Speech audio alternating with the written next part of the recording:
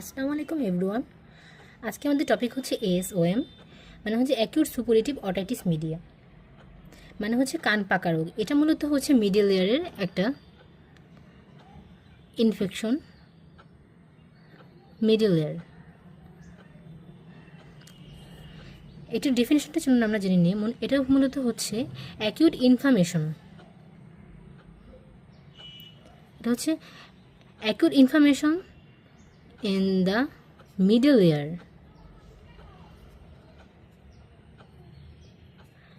by pyogenic organism। এখন এটা মূলত পায়োজেনিক অর্গানিজম দিয়ে হয়। এখানে মিডল এয়ার বলতে আসলে বোঝাচ্ছে middle air cleft. Middle air cleft, এই মিডল এয়ার ক্লেফটে কী কী থাকে? মিডল এয়ার থাকে, সাথে থাকে ইউস্টেশিয়ান টিউব,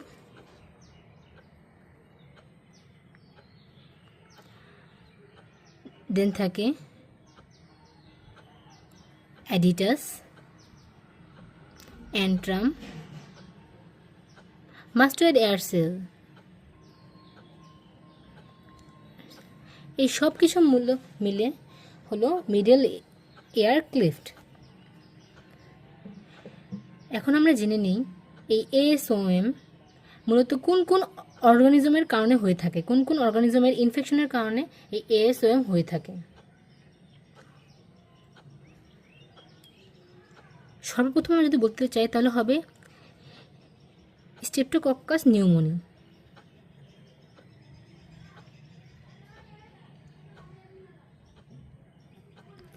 তারপরে স্ট্রেপ্টোকক্কাস নিউমোনির পরে সবচেয়ে বেশি কমন যেটা আসে সেটা হচ্ছে হেমোফাইলাস ইনফ্লুয়েঞ্জা।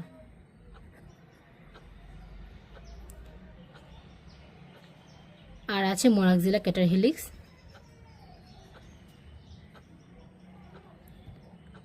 এছাড়া স্টেফাইলোকক্কাস ওরিয়াস,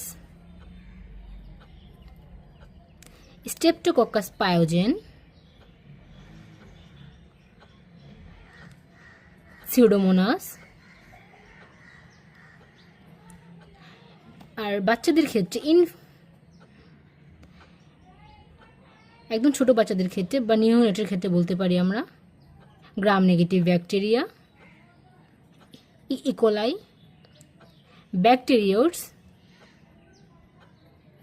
এসব ইনফেকশনের কারণে মূলত এই কান পাকা রোগটা হয়। এই কান পাকা রোগটা মূলত কিসের মাধ্যমে মিডল ইয়ারে ঢুকে বা এটার রুটটা কি? ইনফেকশন ইউস্টেশিয়ান টিউবের মাধ্যমে ঢুকতে পারে,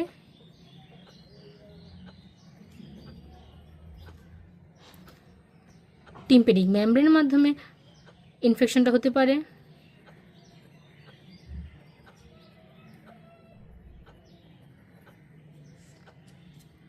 এই যে আমাদের মিডল ইয়ার, এই যে হচ্ছে আমাদের ইউস্টেশিয়ান টিউব। আর এই মিডল ইয়ারের ল্যাটারাল বাউন্ডারিটি তৈরি করে টিম্প্যানিক মেমব্রেন। আরেকটা কি? ব্লাডের মাধ্যমে, blood বর্নে।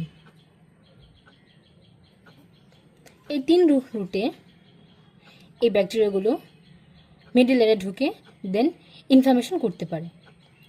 Eustachian tube, tympanic membrane and blood বর্নে। এখন আমরা জানি কাদের ক্ষেত্রে এই এএসএমটা বেশি হয়, কারা রিস্কে আছে। সবার প্রথম আমরা যদি বলি যাদের recurrent upper respiratory tract infection হচ্ছে বা কমন কোল্ড হচ্ছে তাদের ক্ষেত্রে, আর যাদের ডিপথেরিয়া, হুপিং কফ, মিজেলসের মতো ফিভার হয়েছে তাদের। এছাড়া আর কারা রিস্কে আছেন? যাদের রিকারেন্ট টনসিলাইটিস,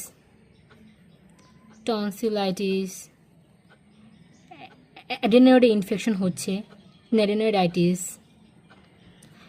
যাদের ক্রনিক সাইনোসাইটিস, রাইনাইটিস আছে, তাদের ক্ষেত্রে এএসএমটা হতে পারে। যাদের হচ্ছে নেজাল কোনো টিউমার, নেজাল কোনো প্যাকিং দেওয়া হচ্ছে ডিউ টু এপিস্টেক্সিস, যাদের নেজাল অ্যালার্জি আছে, এইসব ক্ষেত্রে। But most of the case বাচ্চারা, ইনফ্যান্ট বেশি অ্যাটাক হয়, রিকারেন্ট অ্যাটাক হয় ইনফ্যান্টের। হোয়াই? কারণ ইনফ্যান্টদের eustachian tube more horizontal and short, যার কারণে এটা দিয়ে ইনফেকশাস এজেন্ট ইজিলি মিডল এয়ারে ঢুকতে পারে। আর এছাড়া বাচ্চাদের ফিডার খাওয়ানো হয়, যখন ফিডিং করানো হয়, যদি একদম ফ্ল্যাট হয়ে ফিডিং করানো হয়, তখন ইজিলি লিকুইড খাবার ইউস্টেশন টিউব দিয়ে মিডল এয়ারে চলে যায়, তখন বাচ্চাদের ইনফেকশন হতে পারে। তো আমরা দেখে নিলাম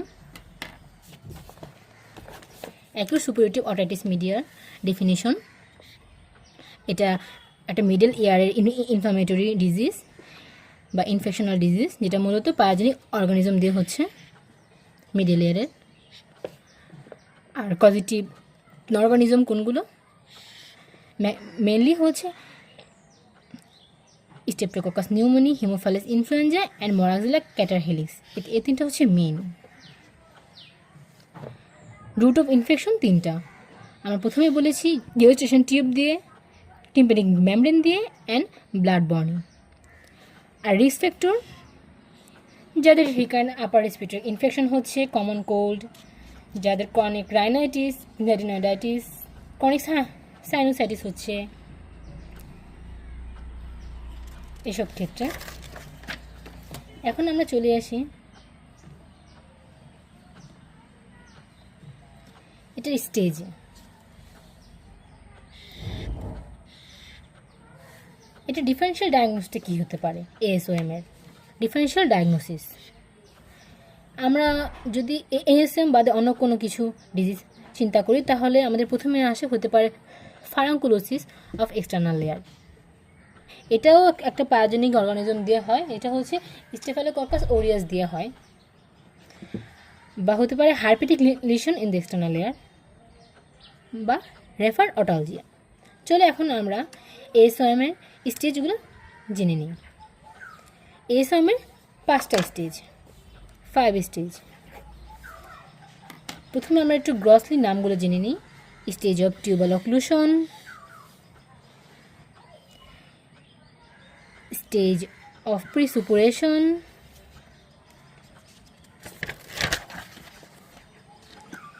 stage of suppuration, stage of resolution,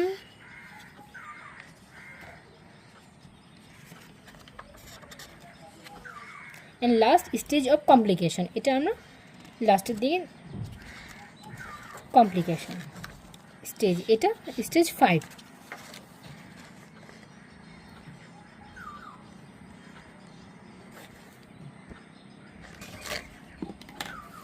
তো চলুন আমরা স্টেজগুলো বিস্তারিত জেনে নিই। Stage 1, stage of tubal occlusion. এখানে মূলত টিম্প্যানিক মেমব্রেন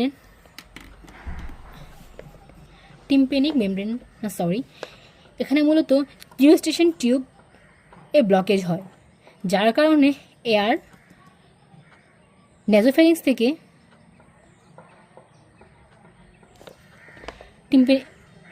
ইউস্টেশন টিউবটা দিয়ে মিডল এয়ারে ঢুকতে পারে না, যার কারণে এখানে এয়ারের ব্যালেন্সটা ঠিক থাকে না। এখানে মিডল এয়ারের মধ্যে একটা নেগেটিভ প্রেশার ক্রিয়েট হয়। এই নেগেটিভ প্রেশার ক্রিয়েশনের কারণে এখানে লেটারাল ওয়ালে যে টিম্প্যানিক মেমব্রেনটা আছে, এটা রিট্রাকশন হয়ে যায়, ইনওয়ার্ড ডাইরেকশনে এটা টানা শুরু হয়। মিডল লেয়ার ক্যাভিটির ভিতরে। এটাই হচ্ছে রিট্রাকশন।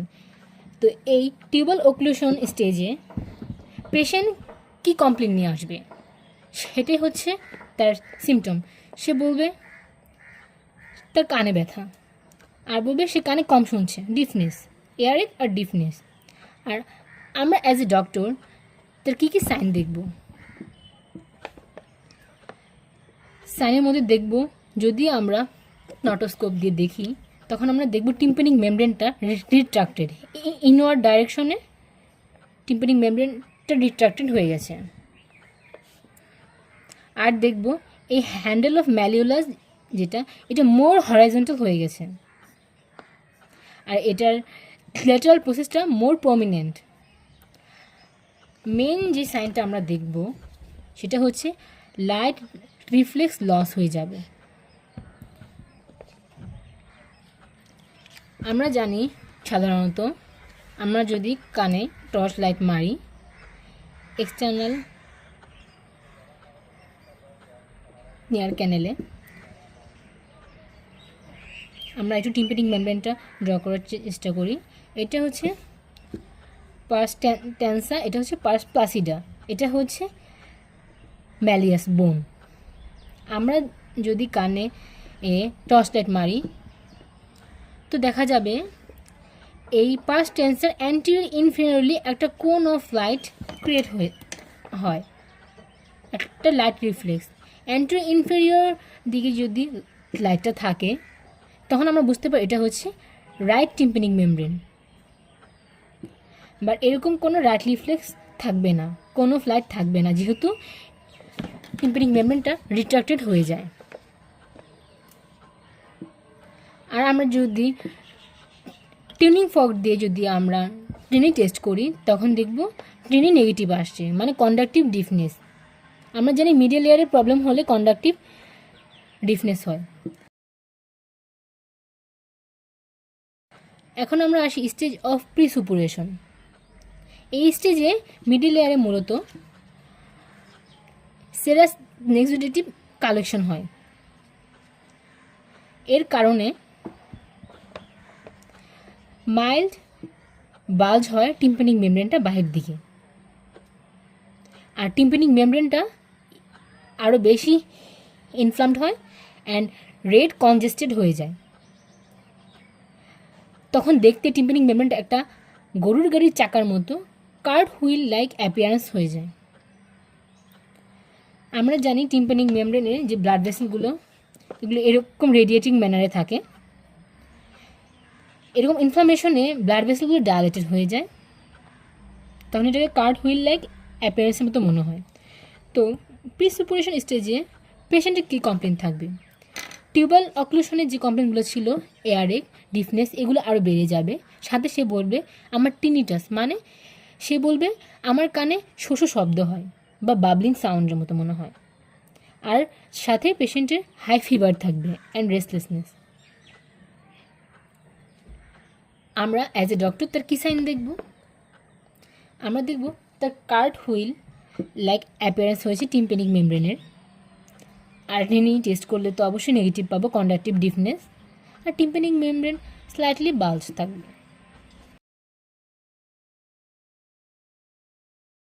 এখন আসি আমরা stage 3, stage of সুপুরেশন।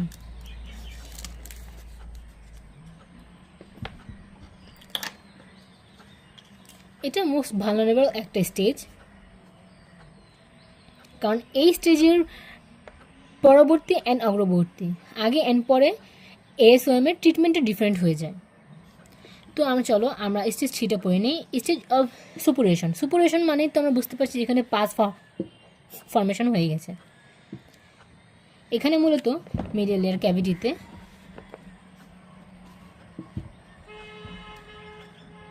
Massive amount pus accumulate হয়ে যায়। এই পাসগুলো এই ল্যাটারাল ওয়ালের টিম্পানিক মেমব্রেনটাকে ধাক্কা দিয়ে আরও বেশি বাল্জড করে দেয়, বাল্জ হয়ে যায়। এখানে যেখানে টিম্পানিক মেমব্রেনের নিচে এই পাস জমা থাকে, এটা দেখা যায় বাইরে থেকে লাইট দিলে হলুদ কালার। এই পাসটা টিম্পানিক মেমব্রেনকে চাপ দিয়ে কিছু পার্ট এরিয়া এটাকে ইস্কেমিক নেক্রোসিস করে দেয়, যার কারণে এটা অ্যাট লাস্ট আলটিমেটলি এখানে পারফোরেশন হয়ে যায়। পারফোরেশন হয়ে এই পাসগুলো বের হয়ে আসে। এই বের হয়ে আসার সাথে সাথেই এই থার্ড স্টেজটা সরে গিয়ে হয় ফোর্থ স্টেজ অফ রেজলিউশন। তো চলো আমরা দেখে নিই এখানে আমরা কি পেশেন্ট আমাদের কমপ্লেন করবে। পেশেন্টের সিমটম, সে বলবে তার ডিফনেস আর এয়ারেক আরও বেশি বেড়ে গেছে, আর এয়ারেকটা হচ্ছে এক্সক্রুশিয়েটিং, অনেক বেশি। আর তার হাই ফিভার থাকবে 102 থেকে 103 ডিগ্রি ফারেনহাইট। সাথে সে বলবে ভমিটিং, অনেকে কনভালশন থাকতে পারে। সাইন, অ্যাজ এ ডক্টর আমরা কী দেখব? যদি আমরা বাইরে থেকে নটোস্কোপ দিয়ে দেখি, আমরা দেখব টিম্পানিক মেমব্রেনটা অনেক বেশি বাস্ট হয়ে গেছে ডিউ টু এই পুরুলেন্ট নেক্সুডেটের কারণে ইন দ্য মিডল এয়ার। সাথে টিম্পানিক মেমব্রেনটা রেড কনজেস্টেড হয়ে গেছে। আর বাইরে থেকে টিম্পানিক মেমব্রেনের পিছনে দেখা যাবে ইয়েলো স্পট, এটা মূলত হচ্ছে পাস। এই পাসটাই প্রেশার দিবে টিম্পানিক মেমব্রেনে, দেন ওখানে এরিয়া অফ ইস্কেমিক নেক্রোসিস হবে। It is the site of perforation, এটাই হচ্ছে সেই ছিদ্র হয়ে যায়। এই ছিদ্রের সাইডটা এটাই যেখানে পাসটা টিম্পানিক মেমব্রেনকে প্রেশার দেয়, দেন ওটা ছিদ্র হয়ে পাসগুলো বেরিয়ে আসে পরে।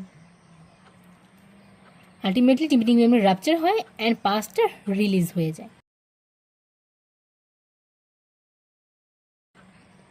এখন আমরা যদি স্টেজ অফ রেজুলেশন, টিম্পানিক মেমব্রেনটা ছিদ্র হওয়ার পরেই এই স্টেজ অফ রেজুলেশন স্টার্ট হয়ে যায়। এখানে পেশেন্ট কি বলবে? তার কমপ্লেন থাকবে কান দিয়ে পানি পড়ে বা পুরুলেন ডিসচার্জ পড়ে, সে বলবে। আর বলবে স্টেজ অফ রেজুলেশন, এটা মূলত স্টেজ অফ 3 এর লাস্টে যখন পারফোরেশন হয়ে যাবে টিম্পানিক মেমব্রেনে, তারপরে স্টেজ অফ রেজুলেশন স্টার্ট হবে। এই স্টেজ অফ রেজুলেশনে মূলত কানের পাস টেন্সাতে অ্যান্টেরো-ইনফেরিয়রলি একটা ছিদ্র হয়ে যায়। এই ছিদ্র হওয়ার কারণে এখান দিয়ে সব পাস বের হয়ে আসতে শুরু করে, যার কারণে প্রেশার রিলিজ হয়ে যায় অ্যান্ড রোগীর কানে কম শোনা, ব্যথা, কান ব্যথা আর জ্বর সব সিমটমসই ঠিক হতে শুরু করে। Decrease earache, deafness, fever and child আরও ভালো বেটার ফিল করে due to release of pus. আর আমরা এজ এ ডক্টর তার কী সাইন দেখব? তার যদি আমরা এক্সটার্নাল নরিটরি ক্যানেলটা দেখি, সেখানে দেখব ব্লাড টিন্ট ডিসচার্জ থাকবে এক্সটার্নাল নরিটরি ক্যানেলে, যেটা লেটে মিউকোপুরুলেন্ট হয়ে যাবে। আর কি দেখব আমরা? এই টিম্পানিক মেমব্রেনটাতে পারফোরেশন থাকবে, স্মল পারফোরেশন থাকবে অ্যান্টেরো-ইনফেরিয়রলি কোয়াড্রেন্ট অফ পার্স টেন্সাতে। আমরা আগেই বলি সেটা পার্স টেন্সা, এটা পার্স প্লাসিডা। এখানে একটা ইম্পর্টেন্ট সাইন দেখা যাবে, সেটা হচ্ছে লাইট হাউস সাইন। এটা মূলত হচ্ছে যখন পাস আমরা নটোস্কোপ দিয়ে দেখব, তখন দেখা যাবে টিম্পানিক মেমব্রেনের এই ছিদ্র দিয়ে যেই ফ্লুইডগুলো বের হচ্ছে, পুরুলেন্ট ডিসচার্জগুলো বের হচ্ছে, এটা টিম্পানিক মেমব্রেনের ব্লাড ভেসেল ডায়ালেশনের সাথে সিনক্রোনাইজ করছে, মানে একদম পালসেটাইল। যেমন আমাদের হার্ট বিট থাকে, যে কোনো জিনিস বিট হতে থাকে, যেমন ফ্লুইডগুলো বাইরে আসবে যাবে বিটের মধ্যে করে। পালসেটাইল পাস ডিসচার্জ থাকবে সিনক্রোনাইজ উইথ আর্টারিয়াল ডায়ালেশনের সাথে। যেমন সমুদ্রের মাঝখানে লাইট হাউস থাকে, সেখানে যেমন পালসেটাইল লাইট ডিসচার্জ হতে থাকে চতুর্দিকে, সেরকম এই ছিদ্র দিয়ে পাস ডিসচার্জ হতে থাকবে পালসেটাইলের মতো, বিটের মতো। ভিডিও দেওয়া থাকবে পালসেটাইল লাইট হাউসের সাথে এই স্টেজ অফ রেজুলেশনের একটা ভিডিও দেওয়া থাকবে কমেন্টে, তোমরা প্লিজ দেখে নেবে। এছাড়া প্রত্যেকটা স্টেজের পরে আমরা একটা করে ছবি দিয়ে দেব তোমাদের ভালো বোঝার জন্য।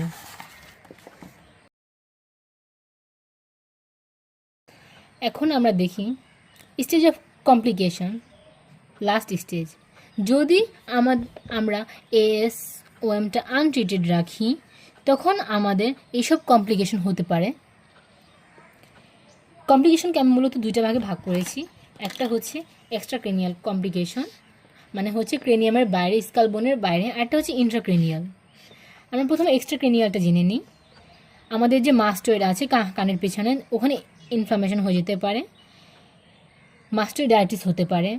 দেন ইনার এয়ারে এই ইনফেকশনটা চলে যেতে পারে, তখন হতে পারে ল্যাবিরিনথাইটিস। দেন পেট্রোসাইটিস হয়ে যেতে পারে, সাবপেরিওস্টাল অ্যাবসেস হতে পারে কানের পিছনে, আর ফেশিয়াল পালসি হয়ে যেতে পারে, মুখটা এক সাইডে বেঁকে যাবে, ফেশিয়াল পালসি। আর ইন্ট্রাক্রেনিয়াল কমপ্লিকেশনের মধ্যে আছে meningitis, most common and most important, extradural abscess, brain abscess and lateral সাইনাসের থ্রম্বাস হবে। এখন আমরা ASOM এর ট্রিটমেন্ট প্ল্যানটা জেনে নিই।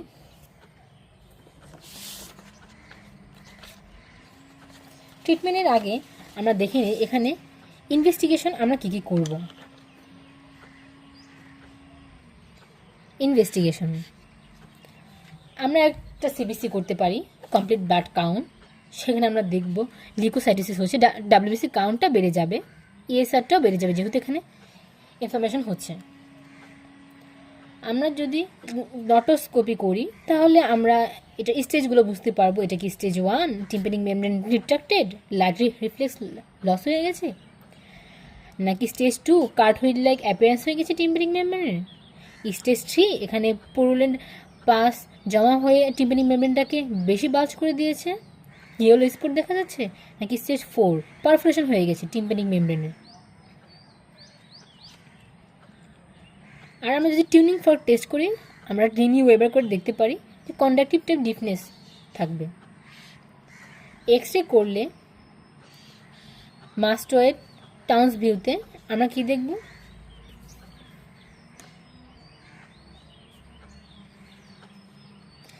মূলত এই মাস্টয়েড এয়ার সেলে বাতাস থাকে, এয়ার থাকলে এটা বেশি কালো দেখার কথা, বাট যখন এখানে ফ্লুইড অ্যাকুমুলেশন হয়ে যাবে এখানে ওপাসিটি দেখা যাবে, এই ডার্কনেসটা কমে যাবে। আর যে পাস ডিসচার্জ হচ্ছে সেটা নিয়ে যদি আমরা কালচার সেন্সিটিভিটি টেস্ট করি, দেন আমরা ওই অনুযায়ী আমরা ট্রিটমেন্ট দিতে পারবো, কোন ধরনের অ্যান্টিবায়োটিক দেওয়া হবে। এই গেল আমাদের ইনভেস্টিগেশন। এখন আমরা আসি ট্রিটমেন্ট প্ল্যানটা। ট্রিটমেন্টের জন্য আমরা ASOMকে দুই ভাগে ভাগ করেছি গ্রসলি। একটা হচ্ছে প্রি পারফোরেটিভ স্টেজ, একটা হচ্ছে পোস্ট পারফোরেটিভ স্টেজ। মানে কানে ছিদ্র হওয়ার আগে, একটা হচ্ছে ছিদ্র হওয়ার আগে, আর একটা হচ্ছে ছিদ্র হওয়ার পরে।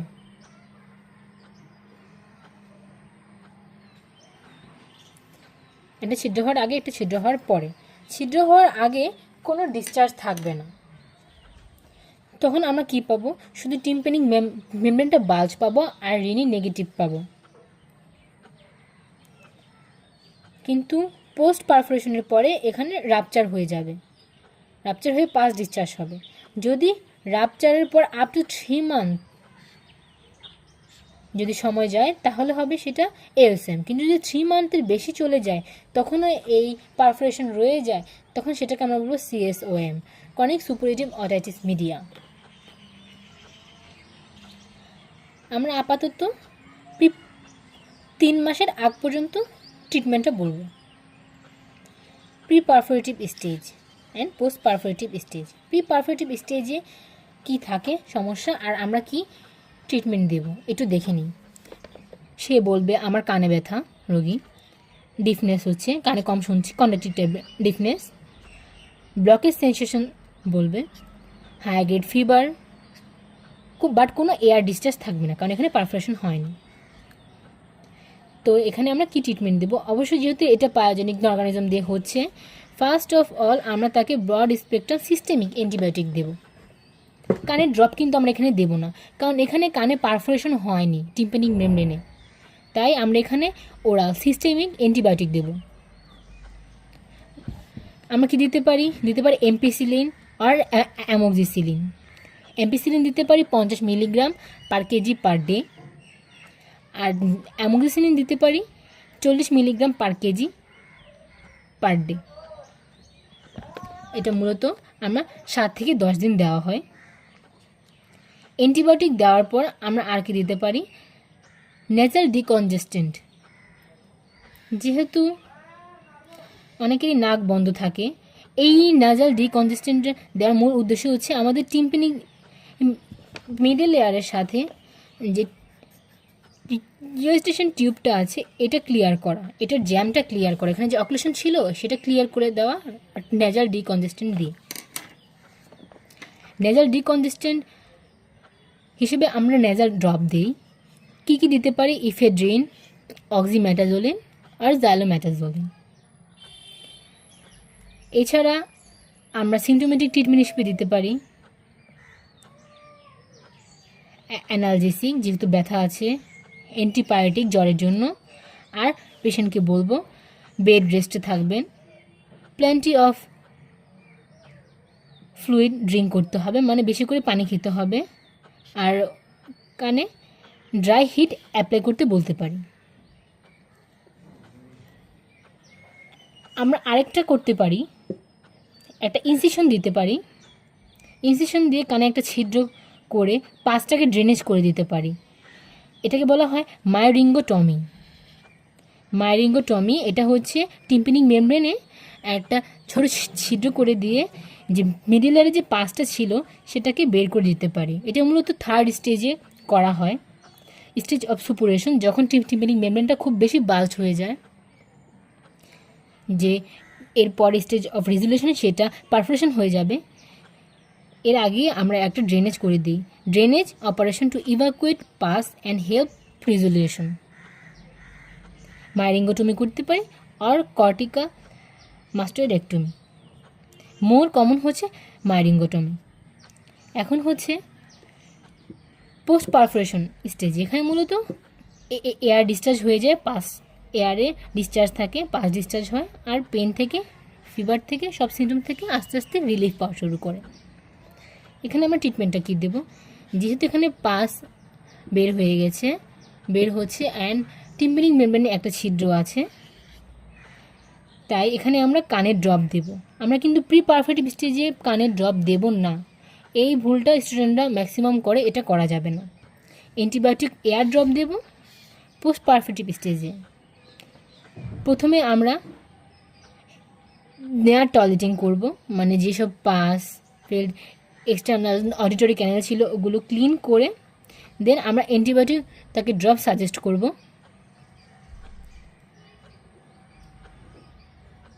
আর সাথে আমরা কি করতে পারি, যদি এই ছিদ্রটা পারসিস্ট থাকে, পোস্ট পারফোরেশন ঠিক না হয়, তখন আমরা তাকে অ্যাডভাইস করতে পারি মায়োরিঙ্গোপ্লাস্টি, মানে টিম্প্যানিক মেমব্রেনটা আর্টিফিশিয়াল একটা টিম্প্যানিক মেমব্রেন লাগানোর জন্য, আগেরটা বাদ দিয়ে, যদি পারফোরেশন পারসিস্ট থাকে। তো স্টুডেন্ট, আজকে আমাদের এ পর্যন্তই ছিল ASOM।